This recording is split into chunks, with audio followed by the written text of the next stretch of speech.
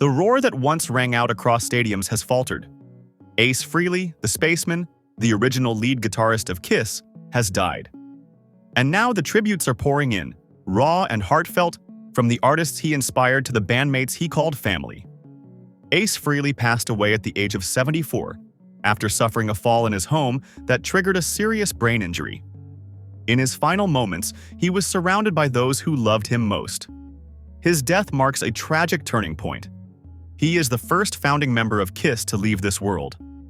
From the moment the news broke, songs paused, and screens filled with photos of makeup, smoke, and a guitar ablaze under his hands.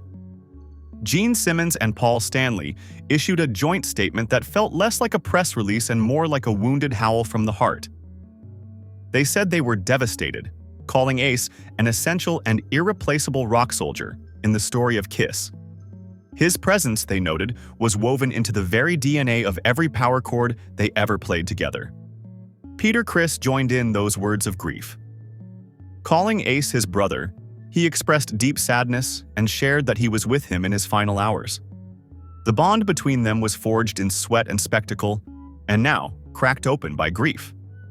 Beyond the Kiss family, the wider world of music responded with the kind of emotional cascade that only a legend can spark. Pearl Jam's guitarist Mike McCready, long influenced by Frehley's riffs, said Ace didn't just change his playlists, he changed his life.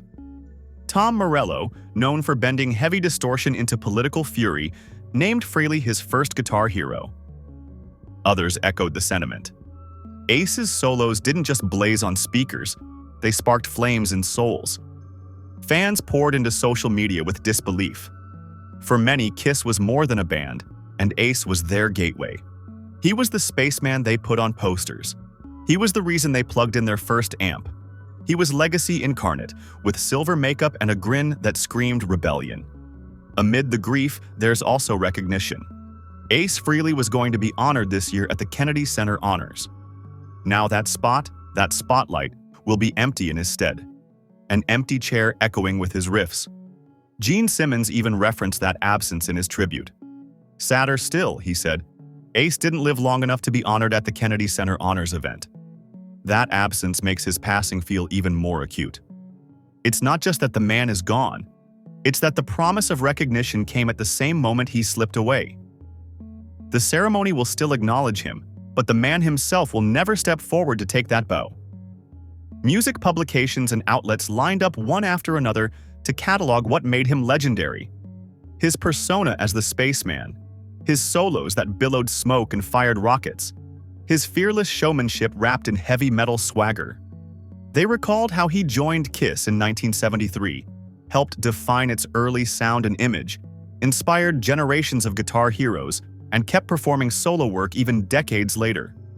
Yet even as stories traced his career from the Bronx to sold-out stadiums, the louder echoes came through personal memories.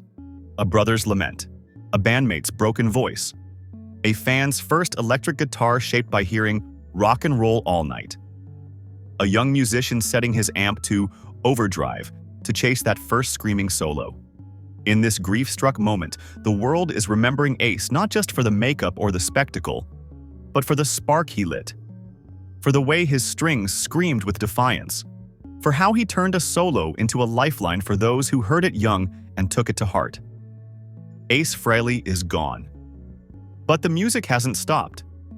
The spaceman may have left the stage, but his legacy is tangled in every chorus, every distorted chord, every fan who ever shouted rock and roll all night. Ace.